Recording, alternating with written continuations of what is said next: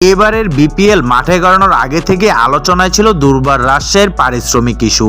টুর্নামেন্টের মাঝপথে এসেও বিষয়টি সুরাহা হয়নি, যদিও বিসিবি থেকে বারবার আশ্বাস দেওয়া হয়েছিল দ্রুতই তারা বিষয়টির মীমাংসা করবেন। ওই ফ্র্যাঞ্চাইজিকে কিছুটা সময় দেওয়ার পক্ষে ছিলেন তারা, তবে এখন পর্যন্ত রাজশাহীর সব ক্রিকেটারকে 25% টাকা পরিশোধ করেননি। শনিবার বিসিবির সভা অনুষ্ঠিত হয়েছে মিরপুর শেরেবাংলায়। পরবর্তীতে প্রেস ব্রিফিংয়ে পারিশ্রমিক ইস্যুতে বিসিবির পরিচালক মাহবুব গণমাধ্যমকে বলেন, এটা নিয়ে আলোচনা হয়েছে। ইমিডিয়েট যে সিদ্ধান্তের কথা সেটা নিয়ে বিপিএল গভর্নিং কাউন্সিল এবং মালিকদের মধ্যে আগামী 48 ঘন্টার মধ্যে সকলকে নিয়ে বসবো, যাতে এটা স্পষ্ট থাকে যে আমার কাছে মনে হয়েছে বেশ কিছু দূরত্ব তৈরি হয়েছে, আমরা এসব দূরত্ব ক্লোজ করব। ক্রিকেটারদের সম্পূর্ণভাবে আশ্বস্ত রাখা দরকার।